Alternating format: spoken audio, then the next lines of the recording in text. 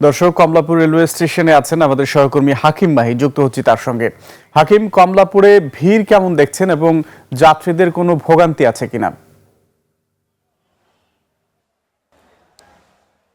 আকবর সুমন, আমি এই মুহূর্তে রয়েছি কমলাপুর রেল স্টেশনে। আপনি জানেন যে আজকে কিন্তু শেষ মুহূর্তে যাত্রীরা তারা বাড়ি যাচ্ছেন ঈদ উদযাপন করবার জন্য। তবে আপনাকে একটি বিষয় জানিয়ে রাখি, সেটা হচ্ছে আজকে কিন্তু কতক্ষণ আগে থেকেই বৃষ্টি শুরু হয়েছে এবং এই বৃষ্টির কারণে মানুষের কিন্তু ভোগান্তি তৈরি হয়েছে। পথে পথে আমরা দেখতে পেয়েছি যে সমস্ত মানুষ এই রেল স্টেশনে ঢুকতেছে, বৃষ্টির কারণে তারা কিন্তু ভিজে ঢুকতেছে এবং আজকে যাত্রীর চাপ সকালবেলা থেকে যতটুকু রয়েছে, সেই যাত্রীর চাপে সকালের যে ট্রেনটি ছিল 6:40-এ, সেই ট্রেনটি কিন্তু ছেড়ে গেছে।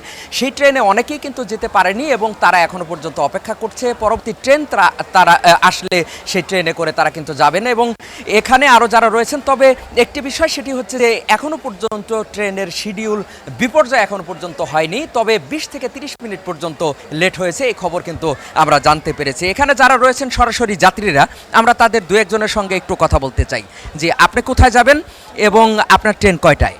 আমার ট্রেন 10:15-তে, আমরা যাবো ঠাকুরগাঁও একতা এক্সপ্রেস।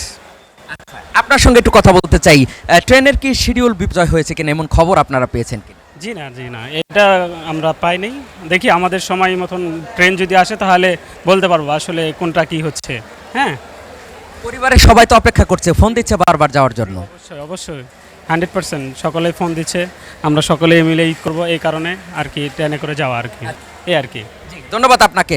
যে এখানে যারা রয়েছেন আমরা তাদের সঙ্গে কথা বলছিলাম, অর্থাৎ আইনশৃঙ্খলা পরিস্থিতি নিয়ে এবং বর্তমানে যেই সমস্যাটা সবসময় ঈদে হয়ে থাকে, সেটি হচ্ছে ট্রেনের শিডিউল বিপর্যয়, সেটি কিন্তু এখনও পর্যন্ত হয়নি। সবাই খুব সুন্দরভাবে যাচ্ছে, সেই খবরটি আমরা কিন্তু জানতে পেরেছি। আকবর সুমন, এই ছিল আমার কাছে সর্বশেষ। হাকিম, আপনাকে ধন্যবাদ।